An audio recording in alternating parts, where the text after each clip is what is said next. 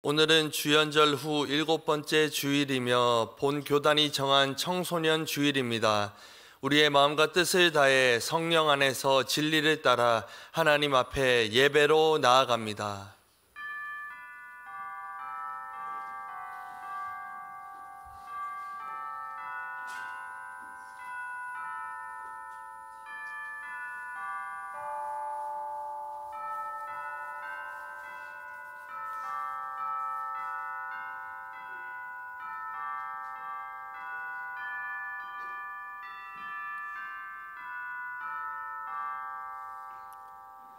진실로 생명의 원천이 주께 있사오니 주의 빛 안에서 우리가 빛을 보리이다. 하나님은 영이시니 예배하는 자가 영과 진리로 예배할지니라. 아멘.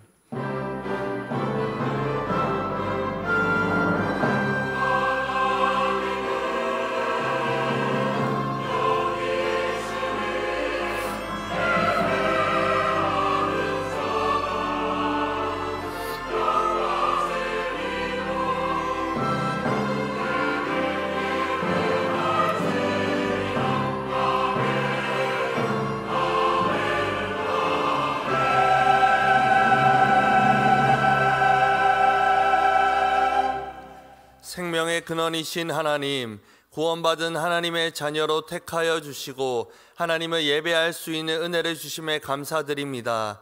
특별히 새봄을 맞이하여 2월 마지막 주일을 청소년 주일로 지키게 하심에 감사드립니다. 얼어붙은 땅이 온기로 녹듯 청소년들의 삶의 현장 속에 있는 모든 어둠과 슬픔 그리고 차가운 것들이 녹아 사라지게 하옵소서. 새싹을 틔우시는 생명의 능력으로 다시금 일어나는 청소년들과 우리의 삶이 되게 하옵소서. 마음과 정성을 다하여 드리는 이 예배를 기쁘게 받아 주옵소서. 예수님의 이름으로 기원하옵나이다. 아멘.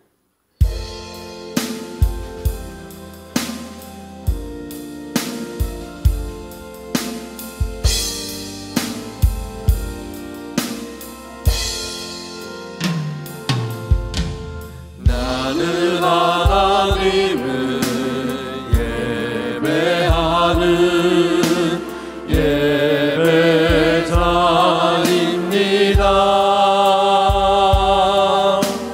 내가 서 있는 곳 어디서나 하나님을 예배합니다. 내 영혼 거룩한 은혜를 향하여 내 마음 완전한 하나님 향하여 이곳에서 바로 이 시간 하나님을 예배합니다.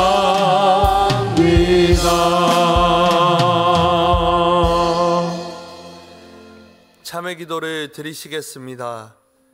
죄인도 용서하시고 구원의 기쁜 소식을 듣게 해주시는 하나님 아버지, 저희는 복음의 빚진 자로서 값없이 새 생명을 얻어 살고 있으면서도 빛이 없는 자처럼 뻔뻔한 모습을 가지고 있습니다.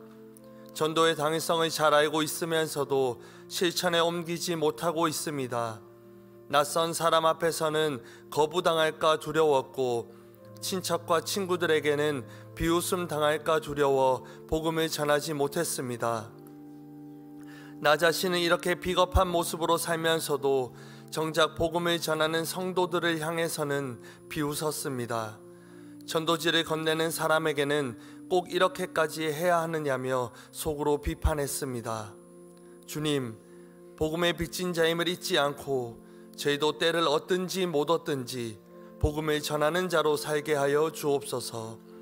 예수님의 이름으로 참회 기도 드리오며 이제는 우리의 입술로 고백의 기도를 계속해 나아갑니다.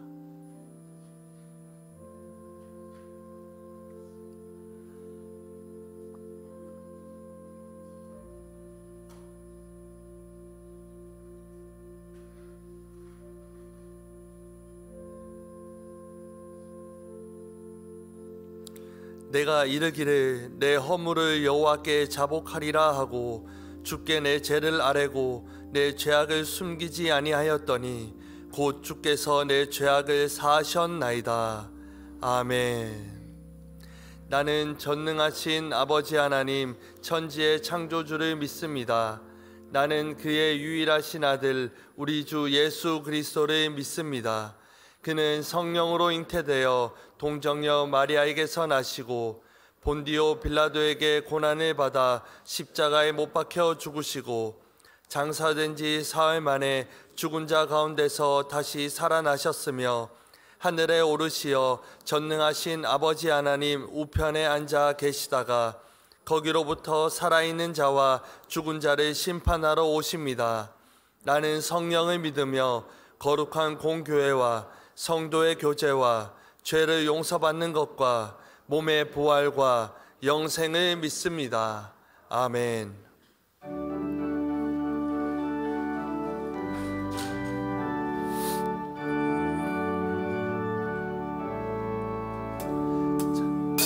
찬송으로 보답할 수 없는 큰 사랑 주님께 영광 할렐루야. 형제 자매 모두 함께 모여 찬송해 주님께 영광 할렐루야. 하나님의 자녀여 크게 찬송 부르며 밝고 거룩한 길로 기쁨으로 나아가 주의 보좌 앞으로 속히 들어가겠네. 주님께 영광 할렐루야. 우리 받은 주님 은혜 한량 없도다. 주님께 영광 할렐루야. 기쁜 찬송 부르면서 천국 가겠네. 주님께 영광 할렐루야. 하나님의 자녀여 크게 찬송 부르며 밝고 거룩한 길로 기쁨으로 나아가 주의 보좌 앞으로 속히 들어가겠네. 주님께 영광 할렐루야. 잠시 후에 우리 주를 모두 보겠네. 주님께 영광 할렐루야. 영광스러운 보좌 위에 거룩하신 주 주님께 영광 할렐루야. 하나님의 자녀여 크게 찬송 부르며 밝고 거룩한 길로 기쁨으로 나아가 주의 보좌 앞으로 속히 들어가겠네. 주님께 영광 할렐루야.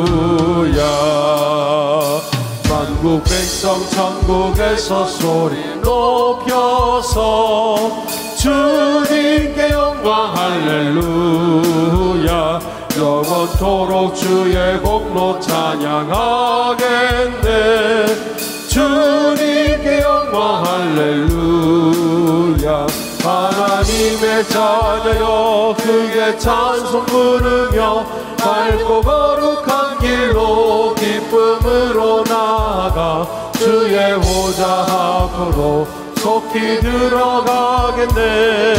주님께 영광 할렐루야.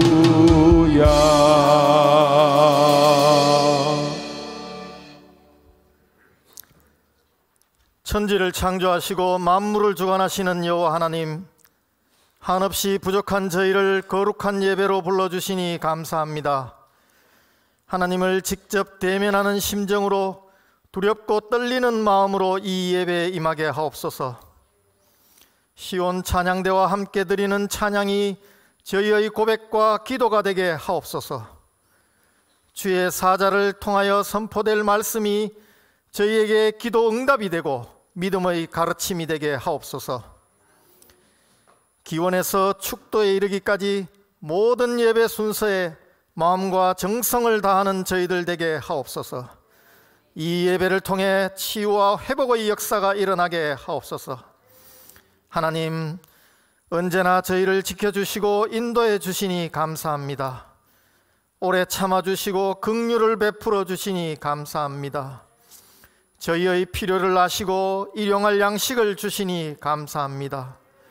아버지 하나님, 저희들 아버지께서 기뻐하시는 올바른 성도 되기 원합니다. 기도하는 성도, 말씀대로 살아가는 성도 되기 원합니다. 세상을 두려워하지 않고 오직 여호와 하나님만 경외하기 원합니다. 그러나 때로는 세상의 염려와 유혹에 무너질 때도 있습니다. 저희도 모르는 사이에 교만이 찾아와 저희를 넘어뜨릴 때도 있습니다. 오 여호와 하나님이시여, 저희의 연약함을 불쌍히 여기시옵소서. 긍휼을 베풀어 주시옵소서. 예수 그 거룩한 이름으로 승리하게 하옵소서. 아버지 하나님, 이 나라 대한민국을 불쌍히 여기시옵소서.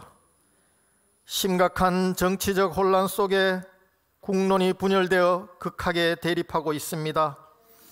이것은 단순한 정치적 혼란이 아니라 영적 전쟁임을 깨닫고 먼저 이 나라를 위해 간절히 기도하는 저희들 되게 하옵소서. 이 나라를 향한 여호와 하나님의 뜻이 무엇인지 구하는 저희들 되게 하옵소서. 시국에 대한 입장 차이로 인해 교회가 분열되지 않게 하옵소서. 숙고되지 않은 주장에 교회와 하나님의 이름을 내세우지 않게 하옵소서. 전쟁의 승리만을 바라며 전쟁터로 언약궤를 들고 나가는 우를 범하지 않게 하옵소서.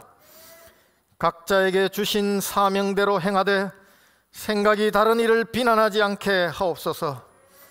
정의라는 이름으로 혐오와 미움을 부추기지 않게 하옵소서. 모든 갈등의 배후는 사탄임을 깨닫고 그 사탄을 대적하는 저희들 되게 하옵소서. 인간적이고 세상적인 방법이 아니라 하나님의 방법으로 이 나라를 살려 주시옵소서. 아버지 하나님, 많은 사람들은 이러한 혼란 속에서 그저 막막하지만 각자의 자리를 지키며 힘겹게 버티고 있습니다.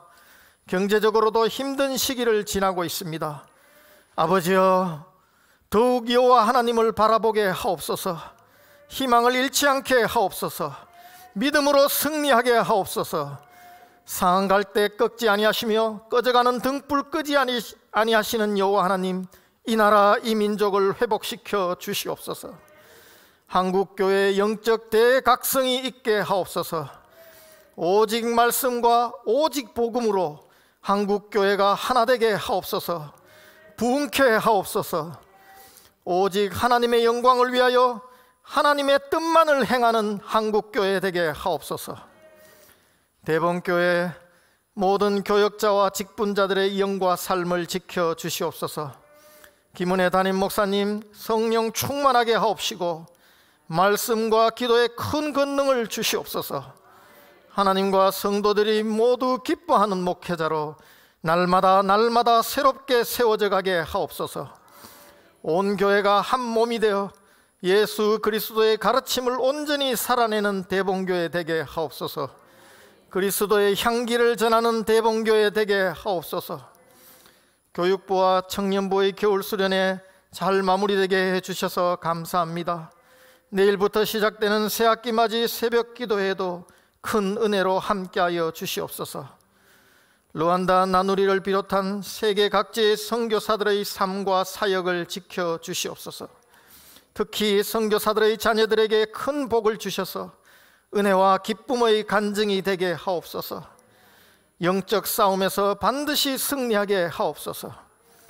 경제적인 문제, 건강의 문제, 관계의 문제로 어려움 속에 있는 성도들 있습니다. 항상 여호와 하나님을 바라보며 기도하게 하시고 그들이 부르짖어 간구할 때 회복시키시고 치유하여 주시옵소서. 성령의 기쁨과 평안을 주시옵소서.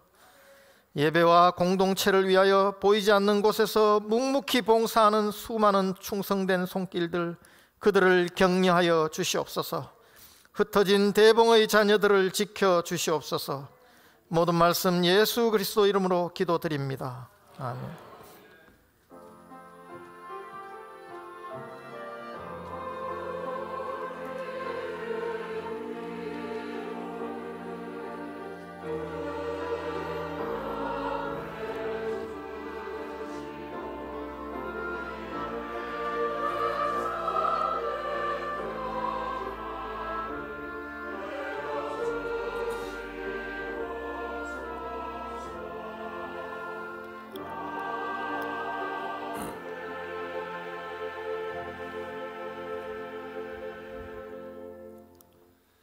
하나님께서 우리에게 주시는 말씀은 신약 성경 누가복음 5장 27절에서 37절 말씀입니다.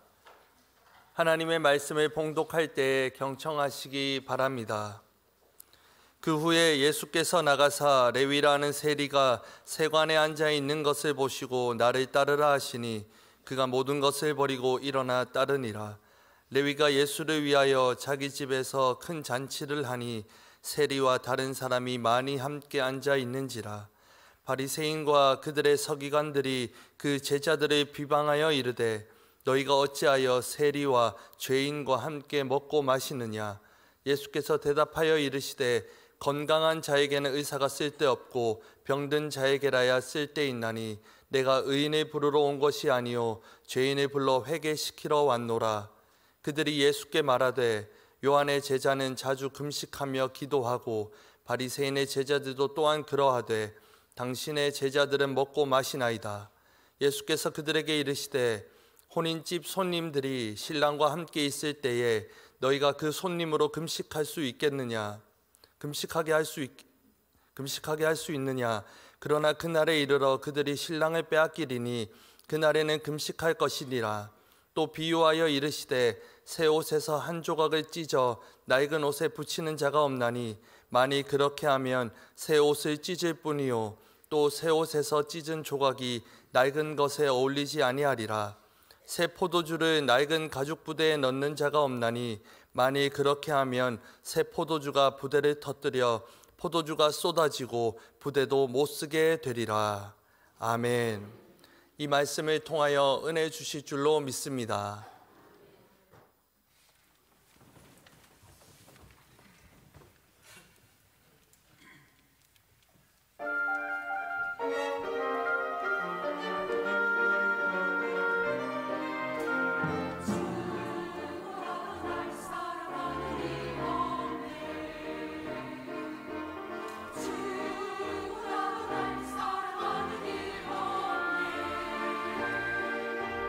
주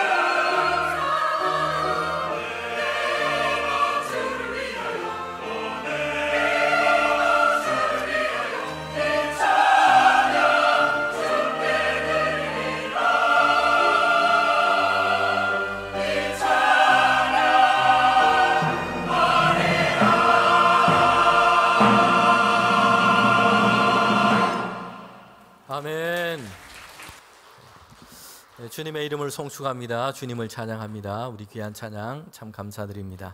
함께 은혜를 나눴습니다. 네, 하나님 예배하러 오신 모든 성도님들을 환영합니다.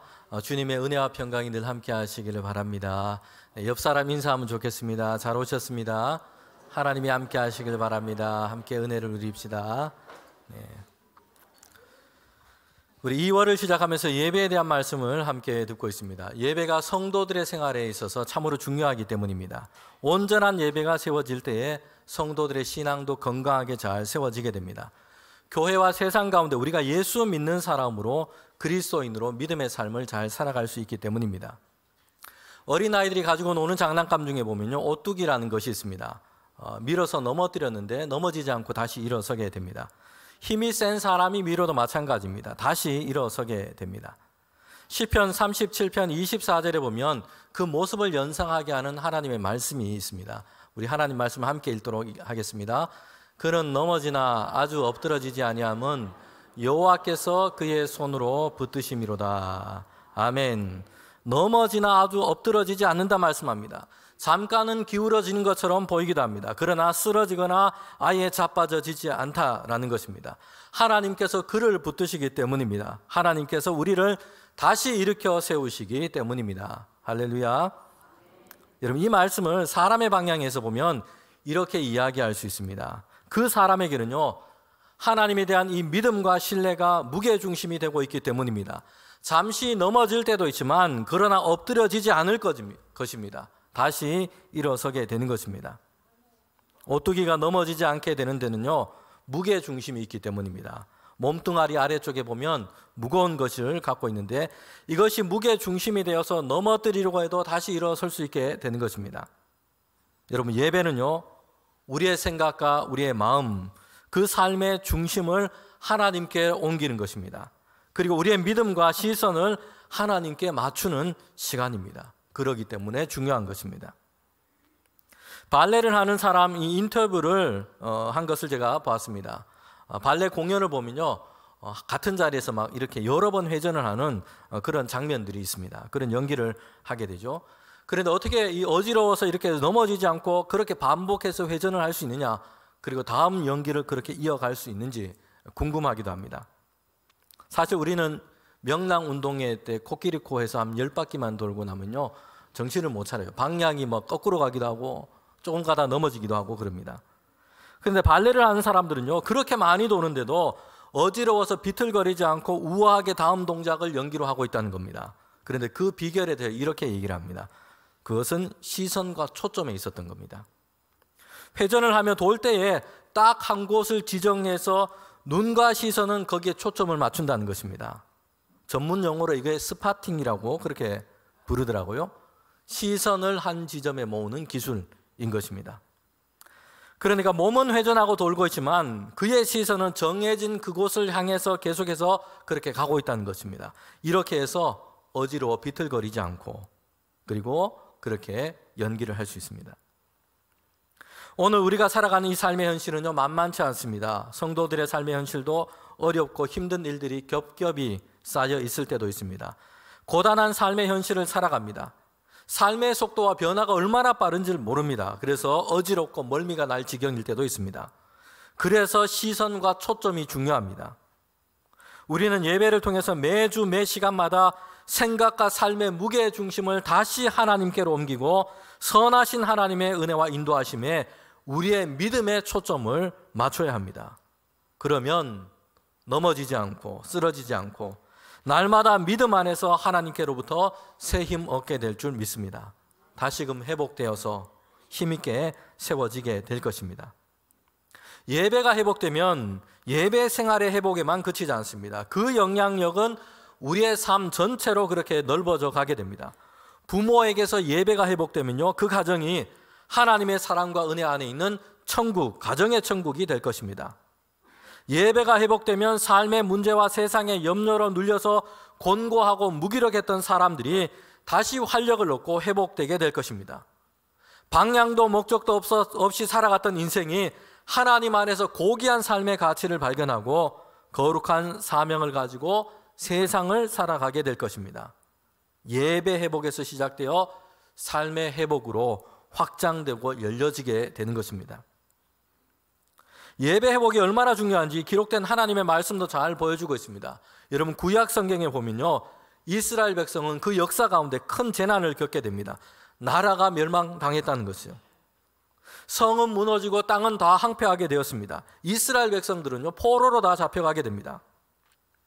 그들이 하나님을 버렸고 다른 신을 섬겼고 우상을 섬겼기 때문입니다. 하나님의 말씀을 거역하고 그들 자신들의 욕심대로 온갖 불의를 행하면서 살아왔기 때문입니다. 이런 이스라엘 백성에 대한 하나님의 징계였던 것입니다. 그러나 하나님은 이스라엘 백성을 다시 회복시키실 약속을 하십니다. 풀무불에서 금과 은을 연단하는 것처럼 이스라엘 백성을 다시 그렇게 정결케 하셔서 회복시키시겠다 말씀하신 것입니다. 하나님을 떠나 있는 그 불신앙의 마음과 하나님의 말씀을 버리는 불순종과 불의함을 다 제거하고 그들을 다시 회복시키겠다고 말씀하세요. 유다와 예루살렘으로 이제 다시 돌아가서 집을 세우고 땅을 일구고 그렇게 살아가도록 다시 번성하여 영화롭게 하겠다라는 약속의 말씀을 이스라엘 가운데 주세요. 선지자들에게 이 말씀을 주시고요, 그들 가운데 환상을 보여주십니다. 구약의 선지자 에스겔도요, 하나님께로부터 이 환상을 보게 됩니다. 에스겔서 47장에 보면 이제 성전이 그 환상 중에 다시 재건되고요, 성전 동편 문지박에서부터 물이 흘러나오는데 발목에서 무릎과 가슴까지 물은 점점 더 풍성해져 갑니다. 그리고 이제 강이 되어서 흘러가기 시작해요. 그 강 주변에는 이제 식물과 나무들이 자라나기 시작합니다. 강 안에는 각종 물고기들이 헤엄치기 시작합니다. 황폐하게 되었던 그 땅이요, 이제 생명의 기운으로 가득하게 된 것을 말씀해 주고 있습니다. 그런데 에스겔이 보여준 이 환상을 보면요, 생명을 새롭게 하는 그 물이 어디서부터 시작되고 있는지를 우리에게 보여주고 있습니다. 그것은요, 성전이었습니다. 단지 성전이라고는 이 건물이 아니라 이스라엘 가운데 예배가 회복되고 하나님을 경외하는 그 믿음이 회복될 때 거기에서부터 그들의 삶도 그 민족도 그들의 땅도 회복하게 될 것입니다. 예배와 신앙의 회복을 통해서 그들의 회복이 시작되고 이루어지고 있다는 것을 우리에게 말씀하고 있습니다. 성도 여러분, 삶의 고단함 속에서 신앙의 활기를 잃어버리고 무기력한 채 그렇게 지내고 있습니까? 이제 변화를 원하십니까? 그렇다면 하나님께로 나오는 예배를 먼저 회복시키십시오. 거기에서부터 시작이 됩니다. 정말 좋은 믿음을 가지고 능력 가운데 세상을 살고 싶습니까? 그렇다면 하나님께 드리는 예배를 먼저 잘 드리는 것에서부터 시작하십시오. 거기에서부터 시작됩니다. 우리 교회와 성도들도 주일과 주중에 정한 시간에 먼저 하나님께 드리는 공동의 예배가 회복되는 것이 먼저 시작되어야 합니다. 이를 통해서 우리의 삶의 무게중심을 다시 하나님께로 돌리고 진리 되신 하나님의 말씀과 우리를 향한 믿음 위에 모든 삶을 든든하게 뿌리내리며 세워가는 저와 여러분 되기를 원합니다. 골로새서 2장 6절부터 7절에 보면 이렇게 말씀합니다. 그러므로 너희가 그리스도 예수를 주로 받았으니 그 안에서 행하되 그 안에 뿌리를 박으며 세움을 받아 교훈을 받은 대로 믿음에 굳게 서서 감사함을 넘치게 하라. 아멘. 주님의 말씀과 교훈 위에 하나님을 향한 믿음 위에 삶의 무게 중심을 두고 거기에 뿌리를 내려야 합니다. 예배는요, 성도들에게 이런 시간이 되는 것입니다. 어디에 뿌리를 내리고 있느냐 하는 것은 얼마나 결정적으로 중요한지 시편 1편의 말씀은 우리에게 잘 말씀해 주고 있습니다. 복 있는 사람의 삶에 대해서 얘기합니다. 그 원리를 우리에게 열어주고 있어요. 시편 1편 1절부터 3절에 보면 재산이 많은 것, 세상의 권세를 많은 것, 이걸 가지고 있는 것, 이것에 대해서 복에 대해 말씀하고 있지 않습니다. 하나님에게 뿌리를 내리고 있는 사람, 그 사람이 복이 있다 말씀합니다. 결코 마르지 않는 하나님의 은혜와 생명을 얻게 되기 때문입니다. 그래서 시냇가에 심은 나무처럼 그 사람은 철마다 열매를 맺고 복 있게 될 것입니다. 오늘 우리에게 예배가 하는 의미를 다시 한번 정리하겠습니다. 우리는 예배를 통해서 우리의 삶의 주인 되시는 하나님을 찬양하고 영광을 올려드립니다. 그리고 우리의 생각과 삶의 무게 중심을 다시 하나님께로 옮기며 우리의 믿음을 하나님께로 향하게 하는 것입니다. 자, 오늘 우리가 읽은 이 본문의 배경은요, 예수님께서 그리스도로 공생애를 시작하면서 중요하게 행하신 한 가지 일을 우리에게 소개하고 있습니다. 제자를 택하여 부르신 것입니다. 예수님의 이 제자 선택은요, 공생애의 비교적 처음 부분에 그렇게 있었습니다. 일찍부터 제자를 먼저 택하셔서 주님이 사역하시는데 같이 하도록 그렇게 했던 것입니다. 그런데 예수님께서 제자를 삼으신 것을 보게 되면요, 좀 의아하다는 생각이 듭니다. 누구를 제자로 삼으셨는가 하는 것입니다. 예수님께서 택하신 이 제자들의 면면을 보면요, 사람들이 볼 때는 이 기대 박힌 것입니다. 갈릴리 어부들을 처음으로 택하셨습니다.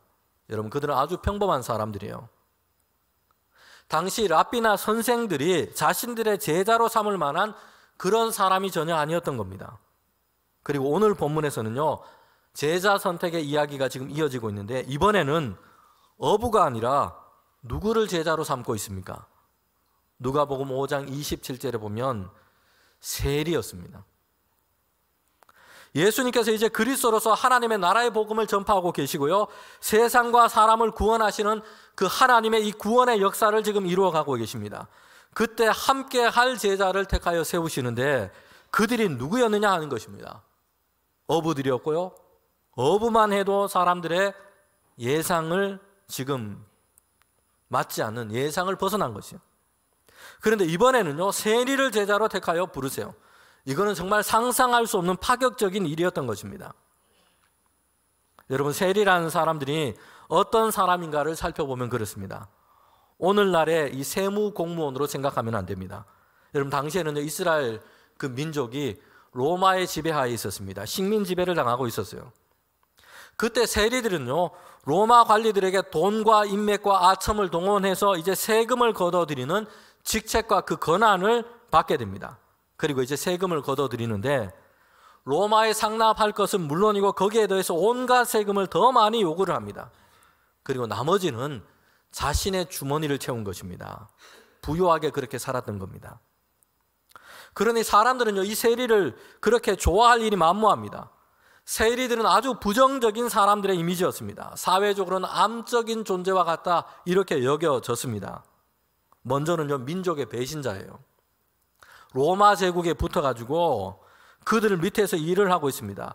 그러면서 자기 동족을 착복해서 세금을 막 걷어들이고 있다는 것입니다.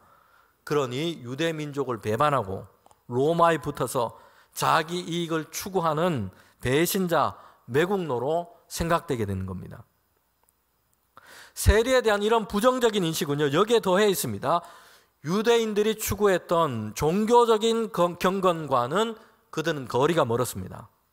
정의롭지 못한 방법으로 돈과 재물을 밝히는 아주 탐욕적인 인간상이었던 겁니다. 많은 수단과 방법들을 가지고요, 사람들에게 세금을 뜯어냅니다. 그렇게 해서 자기 배를 불리며 살아가는 사람들, 그런 존재였던 것입니다. 그래서 세리들을 향해서 사람들이 일반적으로 세리는 허가받은 도둑놈이다, 이렇게 허가받은 도적들이다, 이렇게 불렀던 것입니다. 그런데 이런 세리는요, 유대 사회 안에서 그래서 몸 파는 여자와 그렇게 같은 죄인의 대명사로 그렇게 불려졌던 것입니다. 복음서에 보면요, 세리와 창기 묶어서 말하는 이 구절들이 참 많이 나옵니다. 이 둘이 막상막하였다는 것입니다. 좋은 의미에서 우열을 가릴 수 없는, 이런 따질 수 없는 이런 것이 아니고요, 죄인으로서 막상막하였다는 것이요. 자, 그런데 예수님께서 이런 세리를 택하셔서 주님의 제자로 부르셨다는 것이요. 정말 선택할 사람이 이제는 없어가지고, 다른 사람은 아예 없고 다른 대안이 전혀 없어가지고 세리를 주님께서 부르신 것이 아니었어요. 또는 주님께서는 레위가 하는 일이 세리인지를 잘 모르셔서 세리인 줄을 모르고 그렇게 택하신 것도 아니었던 겁니다. 27절에 보면 주님께서는 레위가 세간에 앉아 있는 것을 보시고 거기에서 나를 따라오라 라고 부르신 것이에요. 레위가 하고 있는 일이 무엇인지를 분명하게 알고 계셨고요, 세리로 거기에서 일을 하고 있을 때에 다른 사람들이 보고 있을 때에 그를 택하여 나를 따라오라 라고 부르셨다는 것이요. 세리인 레위에 대한 부르심은 여기에 그르치지 않습니다. 예수님은요, 그의 집에 가셔서 함께 식사를 하셨다는 것이요. 레위와 함께 그 동료 사람들과 함께 주님께서는 식사를 하신 것입니다. 여러분, 여기에 그들이 모였다 했는데 그들은 누구일까요? 레위와 같은 세리와 같은 사람들, 동업자들이거나 아니면 주변 사람들에게 죄인 취급을 당했던 이런 사람들일 겁니다. 예수님은 그들과 함께 식사를 하시고 그들과 함께 말씀을 나누고 계십니다. 오늘 우리가 가족이라는 말과 함께 식구라는 말을 그렇게 쓰기도 합니다. 여러분, 식구라는 이 말은요, 한 지붕 아래서 같이 밥을 먹는 이들이라는 뜻입니다. 이처럼 한 식탁 안에서 같이 밥을 먹는다는 것이 얼마나 중요한지를, 그 의미를 우리에게 보여주고 있기도 합니다. 여러분, 한 식탁 안에서 같이 밥을 먹는다는 것은요, 그 친밀한 관계성을 보여주고 있습니다. 신분과 계급이 사회적으로 나누어져 있었던 그런 시대 가운데는요, 같이 식탁에서 밥을 먹는 것은요, 우리는 같아라는 이런 동질감을 보여주고 있는 그런 모습이기도 합니다. 일반적으로 신분과 계급이 다른 사람들과는 한 식탁에서 식사를 하지 않았습니다. 만약에 그렇게 한다고 하는 것은요, 대단히 이건 파격적인 일이었습니다. 이것은 신분과 계급이 높은 사람이 그 낮아짐의 자리 가운데 그렇게 내려간 것이고요, 그리고 함께 식사하는 그 사람을 자신과 같이 높여주는 것, 이런 의미가 있는 것입니다. 예수님을 믿으며 함께 모였던 이 초대교회 성도들이 가졌던 놀라운 모습, 대표적인 것이 바로 식탁의 공동체였던 것입니다. 여러분, 그때 거기에서는요, 자유민과 이 노예가 함께 예찬을 나눴습니다. 점차 이방인 성도가 많아졌습니다. 그러면서 유대인, 헬라인, 로마인, 민족과 혈통을 넘어서 그들이 함께 예배하고 같이 예찬을 나눴습니다. 이것이 초대교회가 세상의 당시 어느 곳에도 상상조차 할 수 없었던 그런 모습, 이 초대교회가 가졌던 모습이었습니다. 주님의 몸된 교회가 가졌던 중요한 매력이었던 것입니다. 여러분, 오늘에는 계급과 사회적인 신분으로 나눠지는 그런 시대를 우리는 살고 있지 않습니다. 그럼에도 한 식탁에서 함께 식사를 한다는 것은요, 그 의미가 여전히 중요합니다. 친밀함과 하나됨을 이루어가는 중요한 의미를 갖고 있기 때문입니다. 여러분, 오늘 주보의 교회 소식을 보시면 알겠지만 이제 3월부터 교구와 구역별로 사랑의 식탁의 시간을 갖고자 합니다. 한 달에 한 번, 1교구는 첫째 주, 2교구는 둘째 주, 3교구는 셋째 주. 헷갈리지도 않죠? 네. 교회 식당에서 주일 점심을 함께 식탁에 앉아서 먹는 것입니다. 구역장과 구역 식구들이 함께 시간을 정하면 좋겠고요, 서로 환영하고 격려하면서 함께 식사를 나누는 그런 시간을 만들어 가려고 하는 것입니다. 때로는 집에서 마시는 것 있으면 간식도 좀 가져오셔서 함께 식사를 하시면 좋겠습니다. 정말 이 말 그대로 구역이 이제는 식구가 되는 것입니다. 한 달에 한 번 같이 식사를 나누면서 서로 격려하고 기도하고 그렇게 환영하는 것입니다. 여러분, 예수님께서 같이 식사를 하셨는데요, 세리 레위 집이었습니다. 그리고 레위와 같은 부류의 사람들이 지금 모여서 함께 먹고 마시고 식사를 한 것입니다. 예수님은요, 이 일이 가지고 올 파장을 잘 알고 있었습니다. 특별히 유대인 중에 바리새인, 서기관, 사두개인, 이런 사람들은요, 논쟁하고 시비를 걸며 비판을 할 것이 분명했습니다. 어떻게 선생이라고 하는 자가 저런 죄인들과 함께 식사하면서 식탁에 그렇게 함께 앉아 있느냐, 함께 음식을 먹느냐 하는 것입니다. 예수님께서는 사람들의 입에서 이런 논쟁이 나올 것을 아시고, 그리고 그들에게 그 말씀에 이제 예수님께서는 주님의 오신 이유로 그들 가운데 대답하고 계시다는 것이요.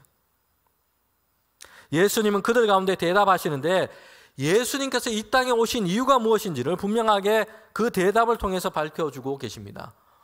누가복음 5장 31절부터 32절에 보면 말씀하고 있어요. 저와 여러분이 함께 이 말씀을 읽도록 하겠습니다. 예수께서 대답하여 이르시되, 건강한 자에게는 의사가 쓸데없고 병든 자에게라야 쓸 때가 있나니 내가 의인을 부르러 온 것이 아니요 죄인을 불러 회개시키러 왔노라. 아멘. 건강한 자에게는 의원이 필요 없고요, 병든 자에게 의원이 필요 있는 것처럼 죄인을 불러 회개시키러 왔다. 주님께서 이렇게 말씀하고 있습니다. 예수님이 하나님의 권세와 보좌를 두고 사람에게로 오신 이유가 여기에 있습니다. 죄 가운데 있는 모든 사람이 회개하고 예수께서 이루신 그 십자가의 대속의 은혜로 하나님의 은혜와 자비를 얻도록 하시는 것입니다. 예수님은 많은 사람들에게 스스로 의롭게 보이시려고 활동하고 사역하고 계신 게 아니에요. 놀라운 기적을 행하셔서 주님께서 스스로 인기를 얻기 위해서 이렇게 행하고 계신 것이 아닙니다. 죄인된 사람을 구원하기 위하여 오신 것입니다. 그들을 묶고 있는 죄와 사망의 권세로부터 그들을 풀어 자유케 하고 하나님의 은혜 안에서 하나님의 자녀와 하나님의 백성 되어 살도록 구원 얻도록 하기 위하여 주님께서 오신 것입니다. 여러분, 예수님께서 세리와 함께 하신 이 식사의 자리, 그 교제의 자리에서 우리는 예배의 의미를 보게 됩니다. 죄인들이었던 그들이었습니다. 이제 예수님을 통해서 그들은 하나님 나라의 잔치에 이제는 참여하게 된 것입니다. 예수님과 함께 교제하고 하나님의 은혜에 용납되어 그 기쁨을 그들은 누리고 있는 것입니다. 여러분, 예배는 이런 잔치인 것입니다. 하나님의 놀라운 은혜 안에서 초대되어서 그 기쁨을 누리며 하나님께로 나아갈 수 있도록 하신 것입니다. 수고하고 무거운 짐진전처럼 인생의 어려움과 고단함을 안고 살아갑니다. 그러나 주님께서 마련하신 이 잔치에서는요, 죄의 무거운 짐, 세상의 염려를 십자가의 은혜 위에 다 내려놓게 하시고 하나님의 용서와 은혜를 얻게 하십니다. 주님이 주시는 평강을 우리에게 베풀어 주시는 것입니다. 여러분, 세리였던 레위는요, 사람들 사이에서는 전혀 하나님 앞에 나아갈 수 없는 그런 존재였습니다. 구제불능의 죄인 취급되었던 것입니다. 사람들은요, 세리였던 레위와 가까이 하지 않았습니다. 그와 함께 이야기를 나누거나 같이 식사를 하는 것은 금기시되었습니다. 세리의 이 부정함이 자신에게도 옮겨져서 오염된다 생각했습니다. 그래서 세리와 같은 사람으로 자신들이 또한 보여지는 것을 사람들은 원치 않았기 때문입니다. 성도 여러분, 그런데요, 그리스도이신 주님께서 그 레위에게 먼저 가셨고요, 예수님께서 먼저 레위를 찾아가신 것이요, 그리고 그를 부르시고 그의 집에 가셔서 함께 식사를 하세요. 이제 예수님의 식구가 된 것입니다. 주님과 함께 먹으며 주님의 말씀을 듣고 주님을 통해서 이제 하나님의 나라의 백성으로 세워지게 된 것입니다. 여러분, 이처럼 예배는 하나님과 이제 우리가 하나님의 은혜 안에서 기쁨으로 찬양하며 감사하며 잔치를 하는 것과 같은 것입니다. 성도 여러분, 그런데 이 사건에서도요, 이 은혜의 식탁에서 나오는 기쁨을 누리지 못하고 있는 이들이 있습니다. 바리새인, 서기관, 사두개인, 이런 사람들이었습니다. 그들은 오히려 불만 가운데서 예수님과 논쟁을 하기 시작합니다. 우리가 같은 공간에서 같은 예배를 드리고 있고요, 같은 교회에서 신앙생활을 하지만 그럼에도 모두가 다 같은 것은 아닙니다. 어떤 사람은요, 은혜가 충만합니다. 기쁨으로 충만해요. 그 기쁨으로 주님을 섬기는 일에 열심을 냅니다. 예배를 통해서 하나님의 말씀에 도전받고 삶과 신앙을 새롭게 건강하게 세워가기를 애씁니다. 그렇게 은혜가 충만한 사람들이 있어요. 그런데 같은 시간, 같은 공간에서 예배를 드리지만, 같은 교회에서 신앙생활을 하지만요, 전혀 다른 사람들의 모습도 있습니다. 냉랭합니다. 무료한 시간을 견디고 있습니다. 불평과 불만으로 가득합니다. 신앙생활에 대해서 냉소적입니다. 논쟁하기를 좋아합니다. 그러다 결국에는요, 예배와 신앙생활마저도 떠나고 말기도 합니다.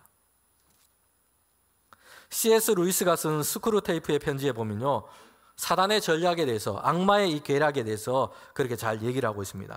고참 악마가 신참 악마를 교육시키는데 어떻게 성도들의 신앙을 방해할지, 거기에 대해서 이렇게 적어 놓은 한 장면이 있습니다. 어떤 사람이요, 이제 마음의 변화가 있어서 이제 예배 자리에 참석하고요, 신앙생활을 하기로 그 마음속에 그런 생각이 들었습니다. 그 예배를 참석하게 됩니다. 그런데 이때 악마의 전략은요, 이 사람 마음속에 실망하게 만든다는 것이요, 예수 그리스도의 은혜와 하나님께 집중하지 못하게 하고요, 신앙생활과 예배에 참여하고 있지만 그 시간에 다른 것에 시선과 마음을 다 쓰도록 한다는 것입니다. 그래서 실망하게 만들라라는 것이요, 예배 중에 불편한 마음으로 주변 사람들을 보게 만들고요, 찬송과 음정이 틀린 것에 마음을 쓰게 만듭니다. 유별난 사람의 옷차림이라든지 주변 사람들의 결점에 그의 시선과 관심이 자꾸 가도록 만든다는 것이에요. 그렇게 해서 예배와 교회, 신앙생활에 불편한 마음이 그의 마음속에 생기게 하고 실망하게 해서 떠나게 만들라라는 것입니다. 오늘 본문에서 보면요, 그렇습니다. 예수님이 행하신 그 일을 보았습니다.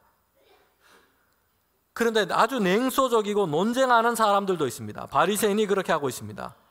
예수님께서 레위와 같은 이들과 식사를 하시면서 지금 은혜의 잔치를 하고 있습니다. 그런데 바리새인과 서기관과 같은 이들은요, 이 같은 일을 보면서 불편해하면서 지금 논쟁을 쏟아내고 있다는 것입니다. 이 사건 안에 담겨있는 놀라운 하나님의 그 은혜와 사랑을 지금 그들은 보고 있지 못하고 있어요. 여러분, 왜 그렇습니까? 그들은 스스로 자신들은 의롭다 생각하는 이들이었습니다. 세리들과는 격이 다르다, 율법을 지키며 하나님 보시기에 나는 경건한 사람이라고 스스로 생각하고 있습니다. 그들이 원하는 것은요, 죄인들을 초대하는 그 식탁 안에서 누리는 하나님의 은혜와 사랑이 아니에요. 그들이 원하는 것은요, 자신의 경건에 대한 하나님의 보상을 받으려고 하고 있기 때문입니다. 여러분, 예배 자리는요, 우리가 한 것에 대한 보상을 계산하고 받는 시간이 아닙니다. 우리에게 열어주시는 하나님의 은혜와 사랑의 잔치에 참여하는 것입니다. 우리는 연약하지만 우리는 여전히 죄에 이끌리기 쉬운 존재입니다. 그래서 우리는 예배 때마다 우리의 죄를 고백할 수밖에 없습니다. 그러나 예수 그리스도의 십자가에서 보여주신 우리를 향한 하나님의 그 사랑을 믿으며 그 안에서 다시 하나님의 은혜 앞으로 나아갈 수 있는 것입니다. 변함없으신 하나님의 그 은혜와 사랑으로 인하여 기쁨과 감사함으로 잔치를 하게 되는 것입니다. 그래서 우리 교회에서는요, 예배 후에 잔치국수를 먹습니다. 바리새인과 서기관들은요, 잘못된 착각에 빠져 있습니다. 그들은 사람들 사이에서 등급을 나눕니다. 자신은 가장 경건하고 의롭고 그래서 다른 사람들과는 다른 그런 존재라고 생각하고 있습니다. 그래서 이처럼 예수님께서 사람들에게 같이 식사하며 그 자리 가운데 나누시는 그 하나님의 은혜와 사랑의 잔치를 그는 알고 있지 못하고 있습니다. 누리고 있지 못하고 있다는 것이요. 여러분, 그러나 하나님 편에서 봤을 때는요, 바리새인과 서기관들도 그들 역시 하나님의 은혜가 아니고서는 답이 없는 죄인에 불과한 존재인 것입니다.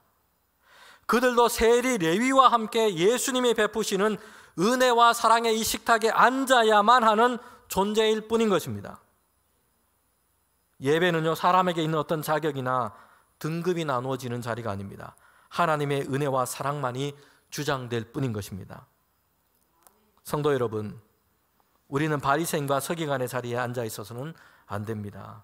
신앙생활하고 예배를 드리면서 기쁨에 참여하지 못하고 뾰족하게 날이 서 있으면서 불평하고 논쟁하는 마음으로 하나님과 사람 사이에 있어서는 안 됩니다.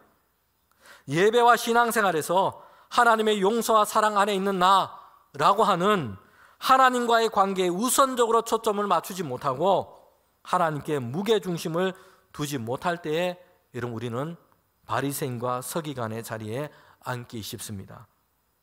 예배 가운데 우리에게 주시는 놀라운 은혜와 사랑의 잔치에 그 기쁨을 우리는 누리지 못하게 된다는 것이에요.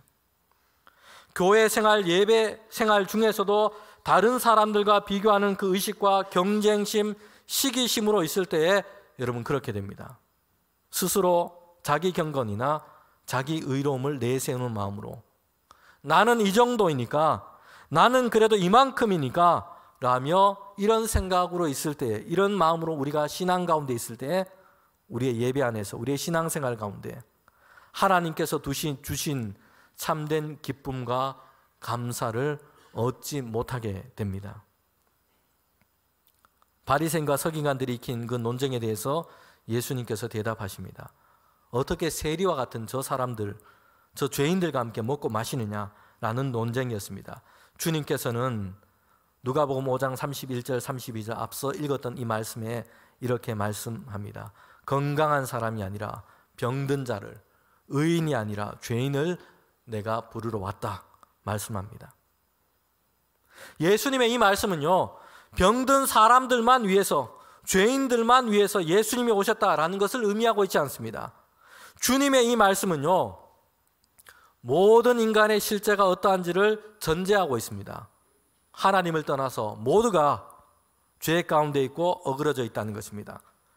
죄인 바리새인과 서기관처럼 자신들은 괜찮다, 자신들은 아니다, 잘못된 확신 속에 깨닫지 못하고 알지 못하고 있는 사람들이 있기도 합니다. 그러나 모든 사람들입니다. 이와 같습니다. 예수님은 모든 사람을 위해서, 예수님은 자기의 몸을 고난과 죽음의 십자가에 대신하여 내어주셔서 죄 사함을 얻고 하나님의 은혜 얻는 길을 열어주신 것입니다. 우리는 예수 그리스도 안에서 우리를 향한 하나님의 은혜와 긍휼만을 구해야 할 뿐입니다. 예수님은 죄인을 부르러 오셨다 했습니다. 그러나 그냥 그 죄인을 위로하는 것에 그치지 않습니다.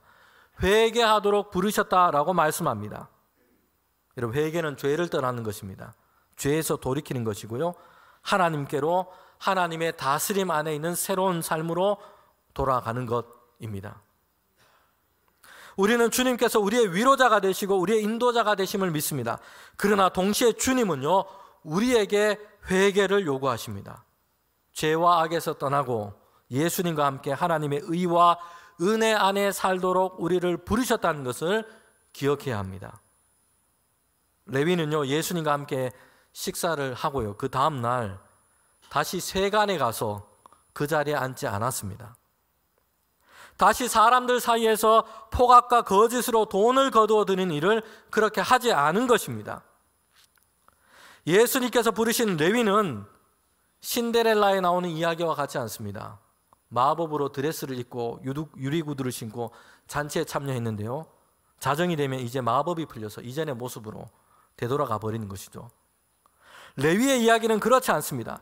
이전과는 이제는 다른 삶을 살게 되었다는 것입니다. 예수님을 따랐고 주님과 동행했고 하나님의 나라를 향한 삶을 살기 시작했습니다. 우리가 예수님을 믿고 영접하는 것은 이와 같습니다. 이전과는 다른 삶으로 우리를 부르신 것입니다. 오늘 본문의 마지막 부분에 보면 예수님이 이렇게 말씀합니다. 예수님과 제자들이 먹고 마시는 것을 보면서 바리새인과 서기관들이 다시 논쟁을 하죠. 왜 금식하지 않느냐, 왜 먹느냐 하는 것입니다. 이때 예수님은 새 포도주를 낡은 부대에 넣는 자가 없느니 새 포도주는 새 부대에 넣어야 한다라고 말씀합니다.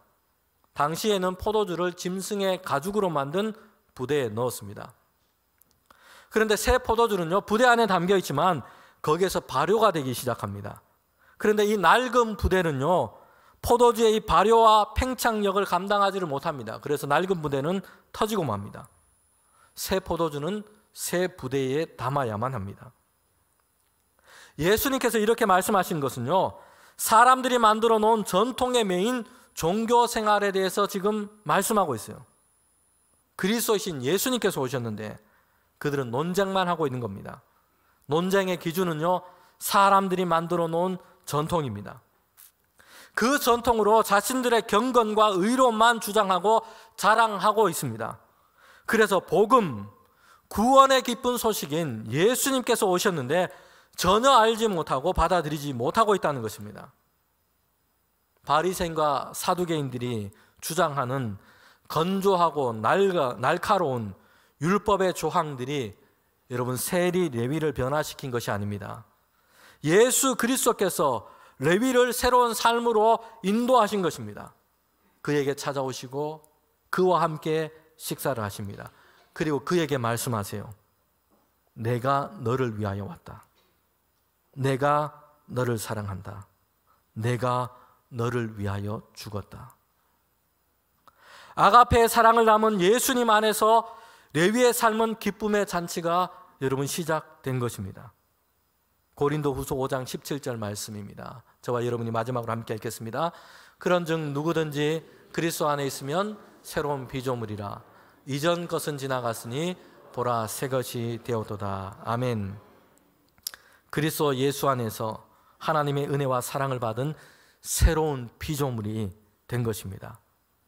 예수님 안에서 우리는 사람들이 만들어 놓은 종교적인 조항과 행위 준칙으로 우리의 경건을 주장하는 종교 생활이 아니라 이제는 참된 예배를 통해서 예수님께서 이루신 그 구원의 복음을 받아들이고 주님의 십자가의 은혜 안으로 날마다 들어가야 할 것입니다. 죄인된 우리를 부르시고 회개하게 하시고 이제 성령을 주셔서 성령이 주장하시고 감동하시게 하는 것으로 살게 하십니다. 우리를 새 부대가 되게 하셔서 우리에게 주신 구원의 그 복된 소식이 우리의 심령과 우리의 삶에 확장되고 날마다 더 풍성하고 충만한 믿음의 삶을 살게 하실 것을 믿습니다. 함께 기도드리겠습니다. 하나님 참 감사합니다. 오늘 우리를 예수 그리스도 안에 있는 그 기쁨의 잔치, 구원과 생명 얻게 하는 그 기쁨의 잔치로 우리를 불러주셨으니 감사합니다. 하나님을 예배할 때마다 주님의 그 십자가를 통하여 우리에게 이루어 주신 그 사랑과 그 은혜에 기뻐하며 감사함으로 주님께 예배하는 주의 성도들 되게 하여 주시옵소서. 우리의 예배와 신앙생활이 날마다 그 십자가의 그 은혜 안에서 기쁨과 감사의 잔치가 될 수 있도록 주님 인도하여 주시옵소서. 예수님의 이름으로 기도합니다. 아멘.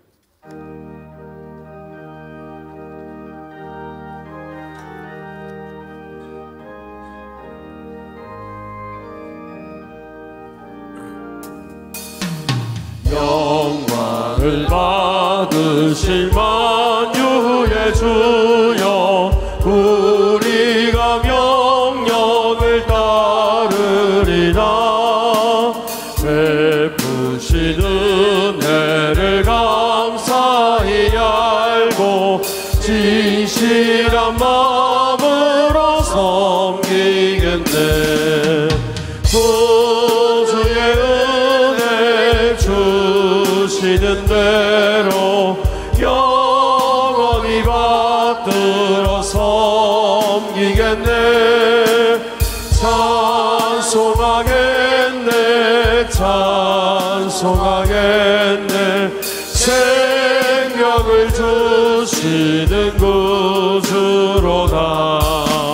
구주를 높이고 잘 공경하여 온유한 마음으로 섬기리다. 주 예수 안에서 즐거워하며 충성을 다하여 섬기겠네. 구주의 은혜 주시는 대로 영원히 받들어 섬기겠네. 찬송하겠네, 찬송하겠네. 생명을 주시는 구주로다. 예수를 믿고서 늘 살아가여 참 기쁜 마음으로 섬기리다.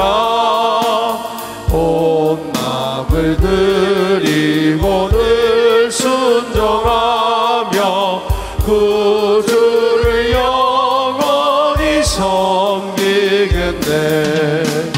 구주의 은혜 주시는 대로 영원히 받들어 섬기겠네. 찬송하겠네, 찬송하겠네. 생명을 주시는 구주로다.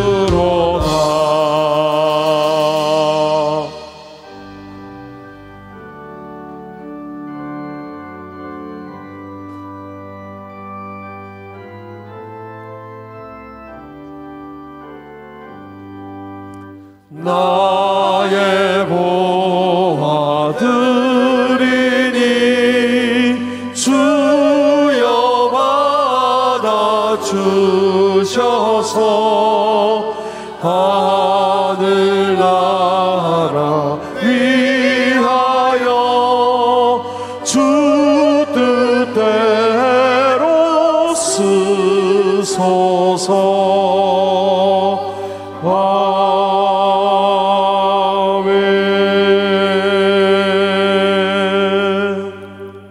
하나님 참 감사합니다. 주님 저희를 예배자로 세워주시고 하나님의 영광을 찬양하는 자들로 우리를 택하여 불러주셨으니 감사합니다. 예배할 때마다 주님의 은혜에 감사하게 하시고 우리에게 기쁨의 잔치가 되게 하여 주시옵소서. 하나님 예배하며 귀한 예물을 하나님께 구별하여 올려드립니다. 주님께서 주신 것 믿음을 따라 은혜를 따라 드리는 모든 성도들의 손길을 주님 기억하여 주시고 그 가정마다 하나님의 은혜로 채워주시며 하늘의 복으로 주님 날마다 풍성케 하여 주시옵소서.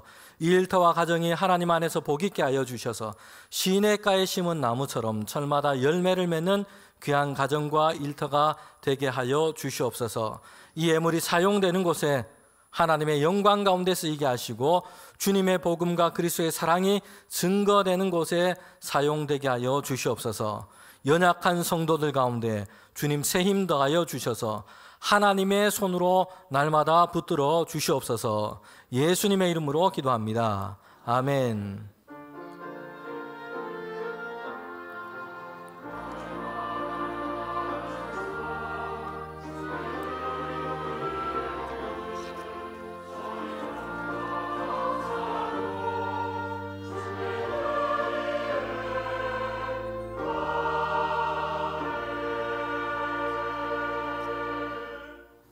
우리 자리에 앉으시면 오늘 예배하면서 등록한 우리 세 가족이 있습니다.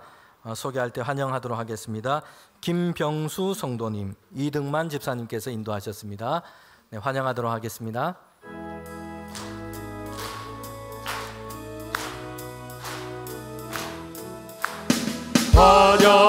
환영합니다. 주님의 이름으로 환영합니다. 주님의 사랑으로 환영합니다. 네, 교회 소식을 전하도록 하겠습니다. 오늘은 주연절 후 7번째 주일이고 우리 교단 총회가 정한 청소년 주일입니다. 특별히 우리 중등부, 고등부 학생들 믿음 안에 잘 양육될 수 있도록 격려해 주시고 우리 기도해 주시면 좋겠습니다. 오늘 찬양 예배 때는 우리 중등부, 고등부가 특송도 이렇게 준비를 했습니다. 네, 다음 주간에 우리 새학기 맞이 새벽 기도회가 있습니다. 월요일부터 금요일까지 있습니다. 그리고 온 세대 블레싱 금요 기도회가 금요일 저녁에 정한 시간에 있습니다. 이승재 목사님 오셔서 말씀 전해 주십니다. 우리 교우들 함께 오셔서 함께 은혜 받는 시간 되기를 바랍니다. 3월 첫날에는 월삭 새벽 기도회가 있습니다. 1일 토요일입니다. 네, 다음 주일 찬양 예배 후에 정기 재직회로 모이도록 하겠습니다. 설교 시간에 제가 잠깐 말씀을 드린 것처럼 3월부터 교구 구역 사랑의 식탁 시간을 갖습니다. 한 달에 한 번 구역 식구들이 같이 모여서 우리 주일에 교회 식당에서 점심을 같이 하는 겁니다. 꼭 시간을 잘 정해서 또 우리 구역 식구들이 함께 호응하고 협력해 주셔야 됩니다. 그렇게 함께 해주시면 좋겠습니다. 네, 우리 교우 소식입니다. 정수임 청년 3월 1일 결혼 예식 있습니다. 이원 집사님 입원 중에 있고요. 지난 주간 슬픔 당한 가정이 있습니다. 고 백동원 집사님 소천하셔서 장례에 있었습니다. 유족으로는 아내 되는 김옥선 집사님 있고요. 그리고 지난 주간에 조동란 집사님 시모상으로 장례가 있었습니다. 주부에 실지 못한 장례의 알림이 있습니다. 어제 소천을 하셨는데요. 102구역에 김영자 집사님의 남편 되시는 신진호 집사님 소천하셔서 장례에 그렇게 중에 있습니다.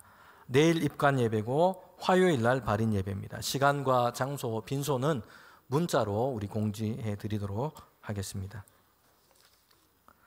네, 우리 다 일어나셔서 함께 파송의 찬양 부르도록 하겠습니다.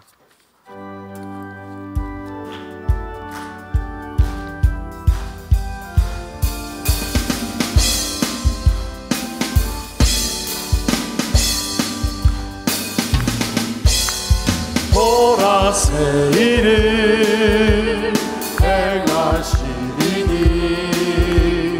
이제 곧 나타내리라. 주를 위하여 지으신 백성 주의 찬송 부르게 되리. 광야의 물 솟아나리라.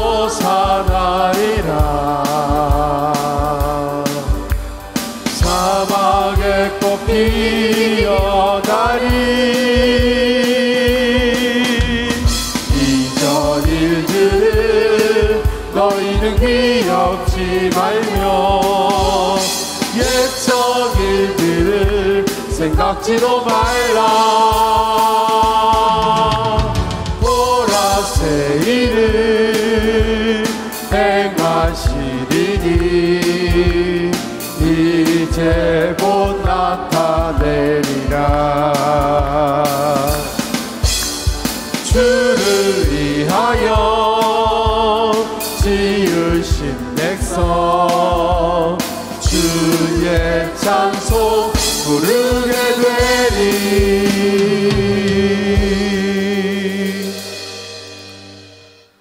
지금은 우리 주님 예수 그리스도의 은혜와 하나님의 그 크신 사랑과 성령님의 교통하심이 이제 십자가의 그 은혜와 보혈로 우리를 하나님을 예배하는 이 기쁨의 잔치 자리 가운데 초대하시고 우리를 예배하게 하여 주셨으니 날마다 감사와 기쁨과 찬양으로 하나님 예배하기를 원하는 우리 모두 가운데 지금부터 영원토록 함께 하시기를 간절히 축원하옵나이다. 아멘.